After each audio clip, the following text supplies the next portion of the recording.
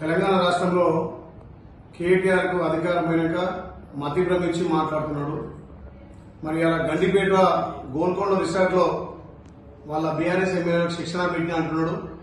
చాలా సంతోషం. మీ ఎమ్మెల్యేలకు శిక్షణ ఇచ్చి ప్రజాప్రభుత్వం గౌరవ ముఖ్యమంత్రి రేవంత్ రెడ్డి గారు ప్రజాపాలన చేస్తున్నటువంటి అభివృద్ధికి మీరు సహకరించి రేపు అసెంబ్లీలో తెలంగాణ ప్రజలకు ఏ విధంగా మేలు జరగాలి, తెలంగాణలో ఇంకే విధంగా అభివృద్ధి జరగాలని సూచనలు సలహాలు ఇస్తే బాగుండే. కానీ కేటీఆర్ అధికారం పోయినాక ధనమలంతో కొవ్వెక్కి కేటీఆర్ గారు విచిత్రమైనటువంటి వేషాలు వేస్తున్నాడు. మరి టీఆర్ఎస్ ఎమ్మెల్యేలకు తెలంగాణ అభివృద్ధి, వాళ్ళ నియోజకవర్గాల అభివృద్ధి కోసం మాటలు చెప్పాలి. కానీ తెలంగాణ సమావేశాలు ఏ రకంగా అడ్డుకోవాలి, తెలంగాణలో అభివృద్ధి జరగొద్దు. మరి గత ధనిక రాష్ట్రంలో వాళ్ళు చేయని పనులు మా గౌరవ ముఖ్యమంత్రి రేవంత్ రెడ్డి గారు ప్రజాపాలన ద్వారా చేస్తుంటే ఓర్వలేక, తెలంగాణ ప్రజల నుంచి వస్తున్నటువంటి ఆదరణ చూసి ఓర్వలేక ఈ సమావేశాలను అడ్డుకోవాలని చెప్పి ప్రయత్నం చేస్తున్నాడు. ఇలా తెలంగాణ అసెంబ్లీలో 6 గ్యారెంటీల మీద ప్రైవేట్ బిల్లు పెడతా అని చెప్పి అవాక్కులు చవాక్కులు పెడుతున్న కేటీఆర్ ధనిక రాష్ట్రంలో తల్లి సోనియమ్మ ధనిక రాష్ట్రం ఇస్తే 10 ఏళ్లుగా పందికొక్కులాగా నువ్వు, మీ అయ్యా, మీ బావ, మీ ఫ్యామిలీ అంతా దాచుకొని అప్పుల తెలంగాణ ఇస్తే ఇవాళ అప్పుల తెలంగాణ మీరు చేసిన అప్పులు, మీరు చేసిన తప్పులు ఒక్కొక్కటిగా సర్దిద్దుకుంటూ మేము ఇచ్చినటువంటి హామీలు, ఇయ్యనటువంటి హామీలు ఒక్కొక్కటిగా అమలు చేసుకుంటూ పోతున్నాం. మరి దీని మీద ప్రైవేటు బిల్లు పెడతాం సిగ్గు శరం ఉందా? మేము చేసిన రైతు రుణమాఫీ కానొస్తలేదా?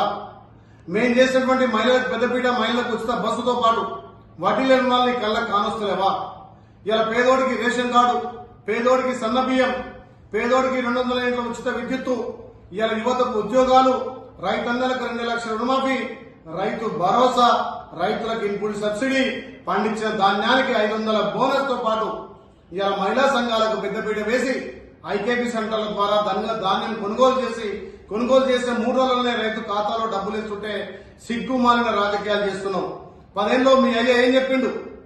రాష్ట్రం వస్తే రాష్ట్రానికి దళిత ముఖ్యమంత్రి అన్నాడు, దళితకు 3 ఎకరాలు అన్నారు, దళిత బంద్ అన్నారు, బీసీ బంద్ అన్నారు, ఇవాళ ఇంటికో ఉద్యోగం అన్నారు.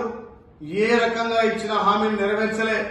రైతులకు ఉచిత యూరియా అన్నావు, మరి ఎక్కడన్నా యూరియా బస్తా ఇచ్చిందా మీ అయ్యా?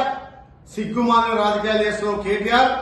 అప్పుల తెలంగాణలో మీరు చేసిన తప్పులు, మీరు చేసిన అప్పులు ఒక్కొక్కటిగా సర్దిద్దుకుంటూ మా గౌరవ ముఖ్యమంత్రి రేవంత్ రెడ్డి గారు, మా మంత్రులు, మా ఎమ్మెల్యేలు ప్రజాపాలన ద్వారా కడుపు కట్టుకొని మేము ఇచ్చిన హామీలు, ఇయ్యనటువంటి హామీలు అమలు చేస్తుంటే మీరు అసెంబ్లీ ఎలక్షన్ లో 38 సీట్లు వస్తే పార్లమెంట్ లో గుడుసుని వచ్చింది. ఇలా ఎమ్మెల్సీలో మీకు ఒక అభ్యర్థి దొరకలే.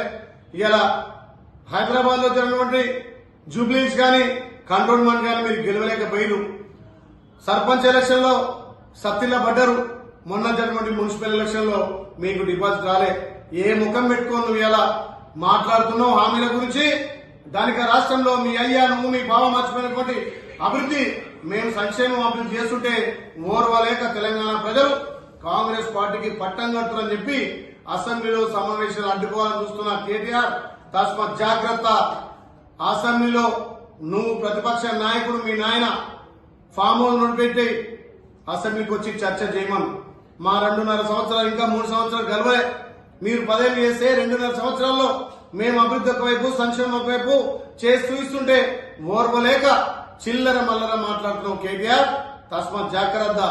బచ్చగానివి, తండ్రి చాటు నుంచి ఎమ్మెల్యేగా, మంత్రిగా నువ్వు మా ప్రభుత్వం, ప్రజాప్రభుత్వం, 140 సంవత్సరాల చరిత్ర గల కాంగ్రెస్ పార్టీని మాట్లాడే నైతిక విలువలు నీకు లేదు కేటీఆర్. ఇప్పటికైనా దమ్ము ధైర్యం ఉంటే అసెంబ్లీలో చర్చలకు సిద్ధం. ఇలా తాగునీటి విషయంలో గాని, సాగునీటి విషయంలో గాని, సంక్షేమాలు, అభివృద్ధి విషయంలో గాని మా ప్రభుత్వం కట్టుబడి ఉండి ఒక్కొక్కటిగా అమలు చేసుకుంటూ పోతున్నాం. ఈ 2 ఏళ్ల పాలనలో ప్రజలు మమ్మల్ని ఆశీర్వదిస్తున్నారు కాబట్టి ఏ ఎలక్షన్ అయినా కాంగ్రెస్ పార్టీ జెండా ఎగురుతుంది. మీకు డిపాజిట్ రాకున్నా, ప్రజలు మిమ్మల్ని తిరస్కరించినా, ఇంట్లో కూర్చోబెట్టినా, ఫామ్ హౌస్ కు పరిమితం చేసినా సిగ్గుమాలిన రాజకీయాలు. ఏదో తెలంగాణలో టీఆర్ఎస్ పార్టీ, బీఆర్ఎస్ పార్టీ బతికుండాలని, ఒక లైవ్ ఉండాలని చెప్పి చిల్లర మల్లర మాట్లాడుతున్నాం కేటీఆర్. తస్మాత్ జాగ్రత్త.